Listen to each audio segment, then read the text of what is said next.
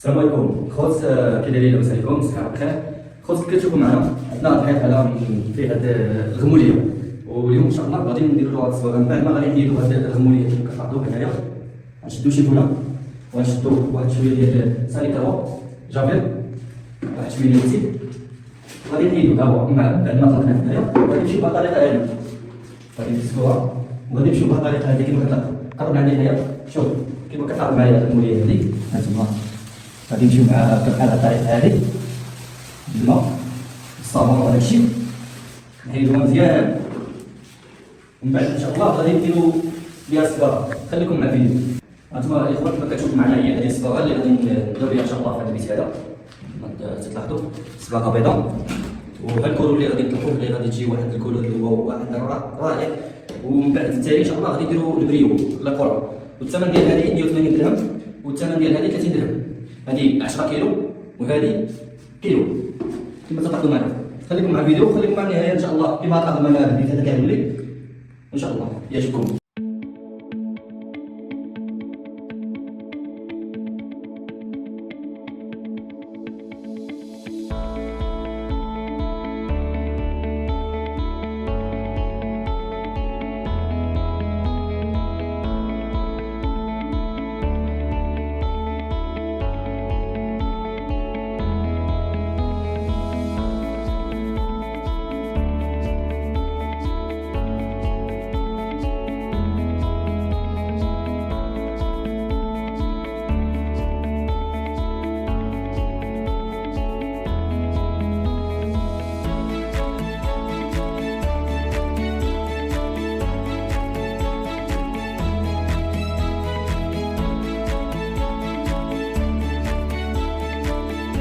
الدراري كما بينت لكم في الاول بان الغموليه اللي كانت عندنا في الحيط هانتوما كما تلاحظوا معنا حنا كليناها ان شاء الله. غادي طلقنا السلعه هانتوما كما كتلاحظوا معنا، طلقنا واحد اللون اللي هو غادي يجي زوين مع الكره والبريو ديالو تقريبا كما تلاحظوا معنا حتى تشوفوا الفيديو. خليكم مع الفيديو ان شاء الله، حتى غادي تشوفوا ان شاء الله الفيديو اللي غادي يولي لنا.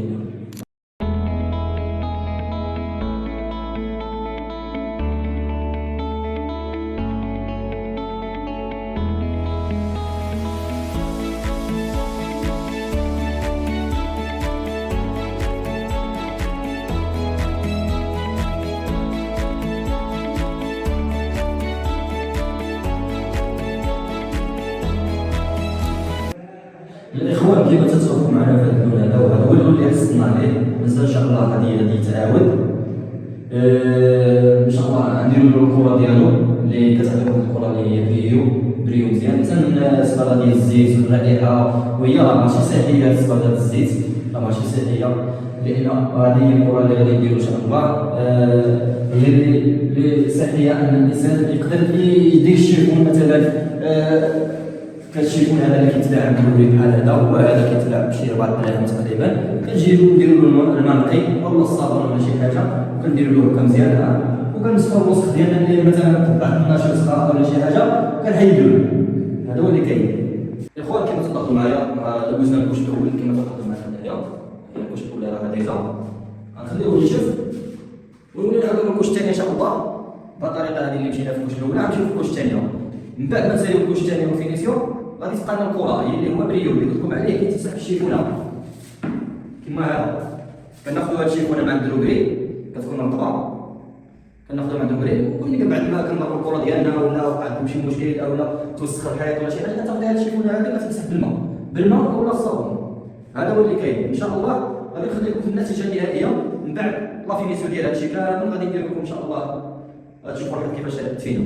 الدراري من بعد ما شفتوا لا كوش الثانيه هذه غادي نبداو في المرحله الاخيره اللي هي بريو، اللي هو نخلطوا الكره ديالنا اللي هو الديسي ديالها 203. غادي نخلطوها ان شاء الله اللي غادي تعطينا البريو في القطار هذا كامل. هذه هي المرحله الاخيره اللي هي فينيسيون ان شاء الله. ها كيفاش غادي نخلطوا الكره ديالنا ان شاء الله. هذه هي هانتوما كما تلاحظوا معايا، هذه الكره اللي غادي تعطينا البريو. كناخذوا اللون ديالنا اللي غادي نخدموا به والبازو. هانتوما يخدموا كيفاش كنخلطوا الكره ديالنا. كنهزوا هذا البازو هذه عطوها في السطح ان شاء الله. غادي غادي نزيدو لها واحد شويه ديال الماء باش غادي تطلق لنا باش ما تبقاش خاصنا كيما كتلاحظوا معنا هنا.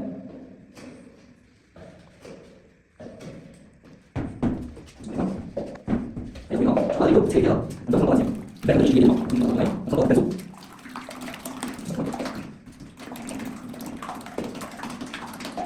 ما تشوف البلاصه هاي ان شاء الله غادي نخليها بحال اللي فيه ما عندهم حاجه اخرى اليوم غادي نخلصوا الناس باش ندخلوا طبيعي في المرحله ونشوفوا الطريق ديالو. يا اخوان السلام عليكم. كما تلاحظوا معايا هذا هو الشكل النهائي اللي هو الكره اللي وريتكم، هذا هو البريو ديالها، وان شاء الله مازال انتظرونا في الفيديوهات الجايه ان شاء الله. وغادي نوريكم كيفيه التعليم ديال الخلط الصباغه والتعليم ديال الصباغه كيفاش تخلط كيفاش تخدمها.